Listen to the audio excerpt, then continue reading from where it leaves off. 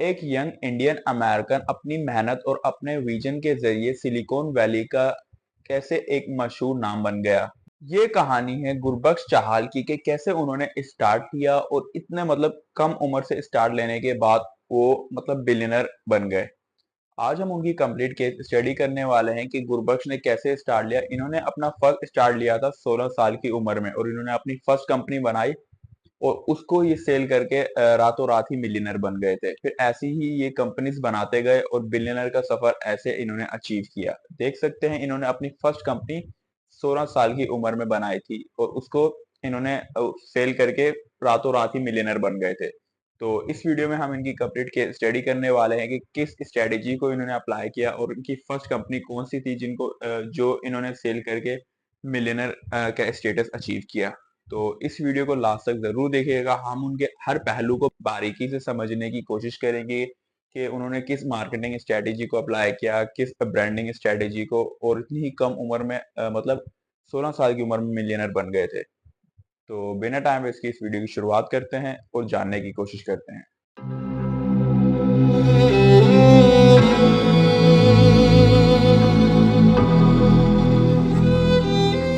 गुरबख्श चाहल का जन्म 1982 में पंजाब इंडिया में हुआ, लेकिन बेटर अपॉर्चुनिटी की वजह से इनके परिवार 1985 में यूएसए शिफ्ट हो गए थे। चाइल्डहुड में चाहल का एक्सपोजर टेक्नोलॉजी और कंप्यूटर में ज्यादा हो गया था और इनको बचपन से ही इंटरेस्ट पैदा होना शुरू हो गया था इंटरनेट और एडवर्टाइजिंग वगैरह में, ऐसे इन कामों में। और इन्होंने बहुत ही कम उम्र से इंटरनेट वगैरह को समझना शुरू कर दिया था। 1998 में चाहल ने अपनी फर्स्ट कंपनी का स्टार्ट लिया 16 साल की उम्र में, जो क्लिक एजेंट के नाम से थी, जो सिर्फ एडवर्टाइजिंग के लिए यूज होने वाली थी। क्लिक एजेंट का बिजनेस मॉडल पे पर क्लिक पर बेस्ड था और ये उस वक्त एक न्यू कॉन्सेप्ट था पे पर क्लिक का, और ये इसी वजह से काफी बूम कर गए थे। इसने एडवर्टाइजर और पब्लिशर को कनेक्ट करके एक न्यू ही प्लेटफॉर्म बिल्ड कर दिया था। 2000 में 2000 में चाहल ने 18 साल की उम्र में अपनी इस कंपनी को सेल कर दिया था, जो इन्होंने 1998 में बिल्ड करी थी, और इन्होंने इसको सेल करा था वैल्यू क्लिक को। और आप बता सकते हैं कि इसको कितने में सेल करा होगा? सिर्फ 2 साल ही इस पर काम करने के बाद इन्होंने उसको $40 मिलियन में सेल कर दिया था। जी हाँ, जो इनकी क्लिक एजेंट नाम से एक कंपनी थी, उसको इन्होंने सिर्फ 2 साल में ही बैटर बनाकर सेल कर दिया था। ये डील चाहल के लिए एक मेजर ब्रेक थ्रू था और इसके बाद उनका रुख ही बदल गया। उनको इंटरेस्ट इसमें काफी दिलचस्पी बढ़ गई थी कि अगर मैं इस कंपनी की छोटी सी स्टार्ट से इतना बड़ा एम्पायर बना सकता हूँ तो मैं तो कुछ भी कर सकता हूँ। तो इन्होंने ऐसा इनका माइंडसेट बिल्कुल ही क्लियर हो गया था, वो भी 18 साल की उम्र में। आप सोच सकते हैं कि ये कैसी उम्र होती है। वो उस टाइम भी इनका विजन क्लियर हो गया था, उस टाइम ही ये मिलियनर भी बन गए और इनका विजन भी क्लियर हो गया कि मेरे को ऐसे ही कंपनीज बनाकर सेल करनी होंगी आगे, जिससे मुझे अच्छे प्रॉफिट मिल सकते हैं। अब हम बात करते हैं इनके सेकंड वेंचर की। क्लिक एजेंट को सेल करने के बाद सिर्फ 4 सालों के बाद ही इन्होंने अपना नेक्स्ट वेंचर स्टार्ट कर दिया था और उसका नाम था ब्लू लिथियम। ब्लू लिथियम का मॉडल फोकस था ऑन बिहेवियर टारगेटिंग, जो यूजर्स को ऑनलाइन बिहेवियर के बेसिस पर उन्हें रेलिवेंट एड्स दिखाता था। ब्लू लिथियम ने बहुत ही जल्द एडवर्टाइजर के बीच में अपनी जगह बना ली थी। 2007 में ये काफी एडवर्टाइजर के बीच काफी पॉपुलर भी हो गया था। जिसको भी अपनी कैंपेन रन करनी होती थी वो ब्लू लिथियम के थ्रू ही अपनी कैंपेन लॉन्च करते थे। और आप सोच सकते हैं कि इन्होंने इस कंपनी के साथ क्या करा होगा। इसको भी इन्होंने सेल कर दिया 2007 में, 2007 में, और इन्होंने इसको याहू को सेल किया। सिर्फ आप बताएं कितने में सेल करा होगा इन्होंने? सिर्फ 2 या 3 साल इसमें काम करने के बाद इन्होंने याहू को $300 मिलियन में सेल कर दिया था और इनको सिलिकॉन वैली का एक सुपरस्टार ही बना दिया था। एक ये मार्केट में छा ही गए थे। ये न्यू कंपनी स्टार्ट करते थे एक न्यू विजन के साथ, और उसमें काफी इंटरेस्टिंग इनोवेशन करके उसे आगे सेल कर देते थे। वो भी सिर्फ 2-2 साल में वर्क करने के बाद। एक कंपनी बनाए, उसको सेल करा, फिर नेक्स्ट कंपनी बनाए, उसको बिल्ड किया और उसको सेल कर दिया। वो भी सिर्फ 2, 3, 4, 5 डॉलर्स में भी नहीं, मिलियंस ऑफ डॉलर्स में ये लोग सेल किए जा रहे थे कंपनी बना बनाकर। और 300 मिलियन, देख सकते हैं कि कैसे सिर्फ 4 साल ही हार्ड वर्क करने के बाद ये अचीवमेंट इन्होंने हासिल करी।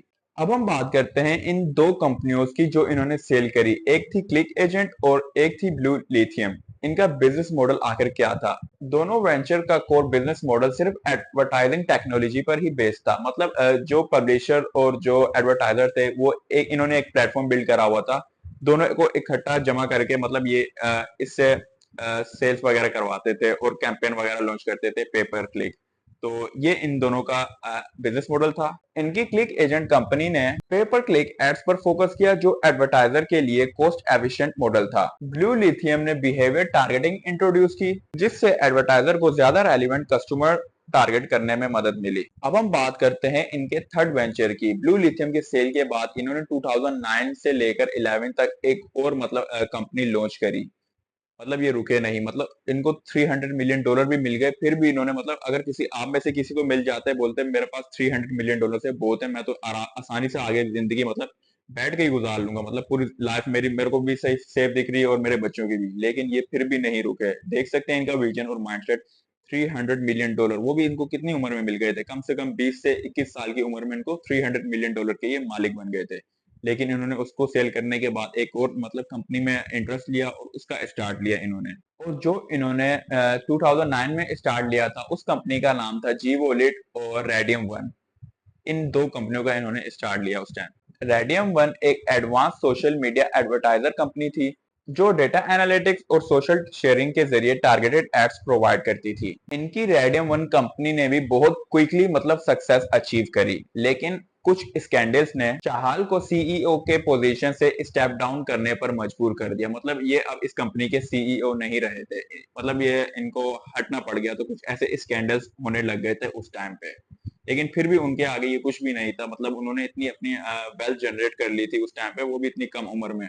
अब हम बात करते हैं स्कैंडल्स और पर्सनल मतलब चैलेंजेस की। इनकी लाइफ में भी काफी चैलेंजेस आए, लेकिन इनकी सक्सेस का रेट अभी भी हाई है। मतलब इतने चैलेंजेस इन्होंने अचीव नहीं किए इनकी सक्सेस के आगे, मतलब वो कुछ भी वैल्यू नहीं रखते जो इनको सक्सेस मिली, वो भी इतनी कम उम्र में। चाहल की सक्सेस के बाद कुछ पर्सनल चैलेंजेस भी आए, जैसे 2014 में डोमेस्टिक वायलेंस की एलिगेशन का सामना करना पड़ा जो उनके कैरियर के लिए एक मेजर सेटबैक बना। इन स्कैंडल्स ने उनकी बिजनेस रेपुटेशन को काफी मतलब नुकसान पहुंचाया, लेकिन उन्होंने अपनी मतलब स्प्रिट को ऐसे ही बढ़ाते रहे जैसे उनकी पहले थी। मतलब उनपे काफी आरोप वगैरह लगे, काफी स्कैंडल्स वगैरह हुए, लेकिन उन्होंने फिर भी हिम्मत नहीं हारी। जो उनका विजन था उसी पर वो मतलब फोकस्ड रहे और अपना आगे बढ़ते रहे। और उन्होंने कभी भी अपनी एंटरप्रेन्योरशिप स्पिरिट को मरने नहीं दिया, उनको उसको हमेशा ही जिंदा रखा जो इनका विजन था। मतलब इतने इनको चैलेंजेस आए थे, ये बैठ भी सकते थे कि नहीं अब मैं और कुछ नहीं करूंगा। इतनी अचीवमेंट्स तो हासिल कर ली इतनी कम उम्र में, लेकिन इन्होंने इन्होंने उसका मतलब डट के मुकाबला करा और इन्होंने लड़ते गए उससे, और इनके लिए आगे रास्ते भी आसान होते गए। अब हम बात करते हैं इनके करंट वेंचर्स की, जो 2024 तक इनके पास करंट वेंचर कौन से हैं। 2024 तक चाहल ने कई नए वेंचर्स में मतलब पार्टिसिपेट किया, और काफी इन्होंने मतलब न्यू वेंचर्स में अभी आ गए हैं इस 2024 में, इंक्लूडिंग तारा लैब्स जो एआई और ब्लॉकचेन टेक्नोलॉजी को कंबाइन करता है। Despite personal and professional challenges, Chahal के नाम अब भी इनोवेशन और एंटरप्रेन्योरशिप की फील्ड में प्रोमिनेंट है। अब हम बात करते हैं इनकी कंपनियों की टोटल वैल्यूएशन की 2024 में। इस टाइम इनकी सारी वेंचर्स को मिला के जो जो भी इन्होंने कंपनी को स्टार्ट लिया उन सबको कंबाइन करके इनकी टोटल वैल्यूएशन बनती है $500 मिलियन। जी हाँ, इन सारी कंपनी जो भी इन्होंने पहले से लेकर अब तक इनके पास है उसकी सारी वैल्यूज को मतलब कंबाइन करके उनकी टोटल वैल्यूएशन निकलती है $500 मिलियन। रेडियम वन और ब्लू लिथियम ने इनको टॉप सिलिकॉन टेक एंटरप्रेन्योर में ले जा खड़ा किया। मतलब ये टॉप एंटरप्रेन्योर में शामिल हो गए थे इन दो कंपनियों की वजह से। इस दो कंपनियों की बेइंतहा सक्सेस मिली इन दो कंपनियों की वजह से इनको, और काफी मतलब इनकी नेटवर्थ में भी काफी इजाफा हुआ। अब हम बात करते हैं इनकी पर्सनल नेटवर्थ की। 2024 तक इनकी पर्सनल नेटवर्थ है तकरीबन $100 मिलियन अप्रोक्सीमेटली, और $100 मिलियन इनकी आज के टाइम पे इनकी पर्सनल नेटवर्थ है। और इन्होंने और भी कई जगह इन्वेस्टमेंट्स कर रखी है, काफी जगह। अब हम बात करते हैं चाहल की मंथली और एनुअल प्रॉफिट्स की। इनके मंथली प्रॉफिट्स होते हैं तकरीबन $1 मिलियन से लेके $2 मिलियन के बीच आसपास ही होते हैं इनके मंथली प्रॉफिट्स। और इनके एनुअल प्रॉफिट तकरीबन होते हैं अप्रोक्सीमेटली 15 मिलियन से लेके $20 मिलियन के आसपास इनके सालाना इनके प्रॉफिट्स होते हैं। इस रेवेन्यू का मेजर हिस्सा एडवर्टाइजिंग टेक्नोलॉजी और डेटा ड्राइवन से आता है। अब हम इनका बिजनेस मॉडल जानने की कोशिश करते हैं कि आखिर इनका बिजनेस मॉडल किस चीज पर बेस है और किस चीज पर इनका ज्यादा फोकस है अपने बिजनेस के हवाले से। एड टेक फोकस, चाहल का बिजनेस मॉडल का कोर फोकस हमेशा एडवर्टाइजिंग टेक्नोलॉजी रहा है, जो एडवर्टाइजर और कंज्यूमर्स के बीच में एक डेटा ड्राइवन ब्रिज बनाता है। Innovation and targeting, her venture में उन्होंने ऑडियंस टारगेटिंग और डेटा एनालिटिक्स को इम्प्रूव करने में अपना किरदार निभाया, जिससे एडवर्टाइजर्स और ऑडियंस के बीच एक अच्छा इंटरेक्शन बन सके।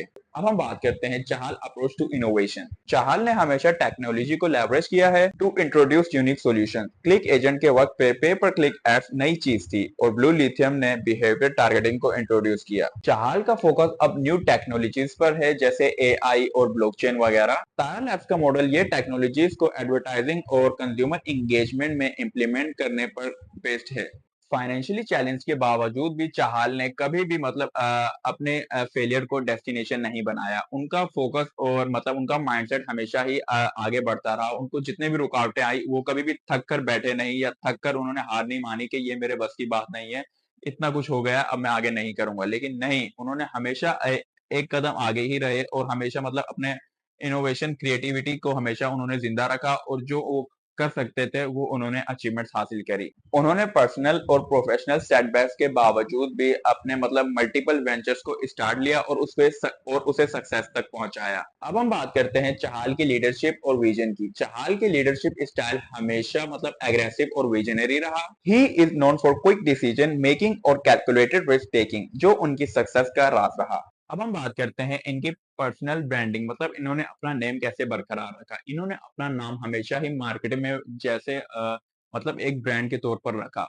एक इमेज ऐसे बनाई हुई थी, बचपन से ही ये एंटरप्रेन्योरशिप में घुस गए थे और इन्होंने बचपन से ही कंपनी बना बनाकर उसको सेल कर रहे थे। तो इन्होंने अपना ब्रांड इमेज इन्होंने काफी अच्छी बिल्ड करी हुई थी मार्केट में। इन पर कोई भी ट्रस्ट कर सकता था। अगर किसी से इनको कैश चाहिए होती, लोन चाहिए होती, तो वो इसको इजीली दे देते थे। उनको पता था इनका माइंडसेट कैसा है, ये बचपन से ही इस चीज में घुसे हुए हैं, तो ये उनके लोन्स वगैरह या फंडिंग वगैरह को कहीं जाया नहीं होने देंगे। तो इसी वजह से इनका ब्रांड इमेज की वजह से लोगों लोगों को काफी ट्रस्ट इन पर बिल्ड हुआ और इनको काफी आसानी भी हुई फंडिंग के हवाले से, जब इनको फंडिंग की नीड वगैरह होती थी। लेकिन इनको तो फंडिंग की कोई जरूरत ही नहीं थी, नहीं, क्योंकि इनके पास खुद से ही अपनी पर्सनल नेटवर्क इतनी थी कि ये खुद से कोई भी वेंचर स्टार्ट ले सकते थे अपना। अब हम बात करते हैं इनके 3 मेजर लेसन्स की कि इनसे हमें क्या सीखने को मिलता है चाहल की इस सक्सेस से। नंबर 1, इनोवेशन इज की।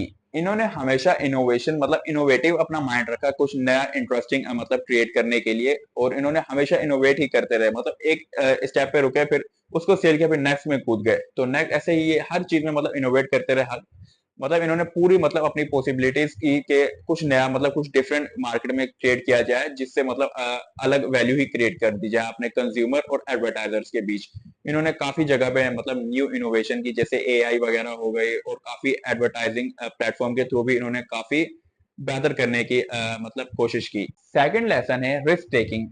चाहल ने हमेशा अपने कैलकुलेटेड रिस्क लेने के वजह से ही पूरे मार्केट में जाने जाते हैं। ये कैलकुलेटेड रिस्क लेते हैं, जिसका हाई रिवर्ट और लो रिस्क होता है। तो इसकी वजह से ये काफी मार्केट में जाने जाते हैं। बिल्कुल कैलकुलेटेड और बिल्कुल सिंपल ये रिस्क लेते हैं अपना मार्केट में। अब थर्ड बात करते हैं एडेप्टेबिलिटी। काफी सेटबैक्स के बावजूद भी चाहल ने अपनी एंटरप्रेन्योरशिप जर्नी को कंटिन्यू रखा और नई टेक्नोलॉजीज में डाइवर्सिफाई किया। गुरबख्श चाहल का बिजनेस जर्नी हमें यह सिखाता है कि चैलेंजेस का सामना करते हुए भी एक एंटरप्रेन्योरशिप अपनी सक्सेस को रिबिल्ड कर सकता है।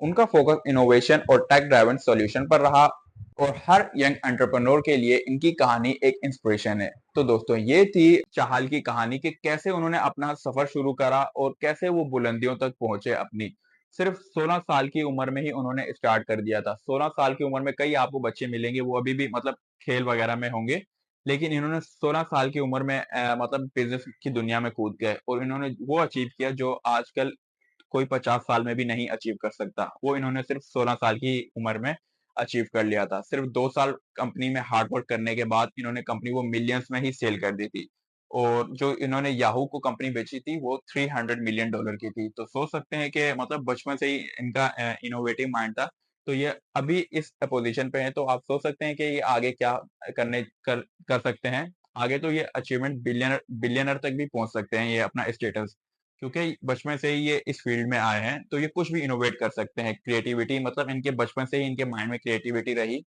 और जो जो ये कर सकते थे इन्होंने अपनी फील्ड में वही किया, और इसी वजह से ये पूरे मार्केट में भी छाए हुए हैं इस टाइम पे भी, कि मतलब एक यंग एंटरप्रेन्योर ने अपनी जर्नी कैसे स्टार्ट की। मतलब इंडिया से ये आए थे, पंजाब से, और यूएसए में शिफ्ट हुए, मतलब काफी इनको चैलेंजेस भी फेस करने पड़े, लेकिन उसके बावजूद भी इन्होंने अपनी सक्सेस मतलब अपनी मंजिल तक पहुंचे, जो इनका विजन था बचपन से लेकर। तो दोस्तों उम्मीद करता हूँ कि इस स्टोरी से आपको काफी इन्फॉर्मेशन मिली होगी। जो यंग एंटरप्रेन्योर मेरी वीडियो देख रहे हैं, जो फ्यूचर में उनका मतलब इनकी तरह विजन है, जो जैसे इन्होंने किया चाह लें, तो आप इस वीडियो को लाइक कर सकते हैं। अगर आप चैनल पर नए हैं तो मतलब सब्सक्राइब भी कर सकते हैं, और मुझे आप कमेंट करके भी बता सकते हैं कि नेक्स्ट केस स्टडी आप किस पर्सन या किस कंपनी या किस ब्रांड पर देखना चाहते हैं। मैं उस पर जल्दी वीडियोस बनाऊंगा। उम्मीद करता हूँ कि मेरी वीडियोस भी आपको पसंद आ रही होंगी। तो आज के लिए इतना ही, मिलते हैं एक और नई वीडियो में, तब तक के लिए ओके, जय हाफिज।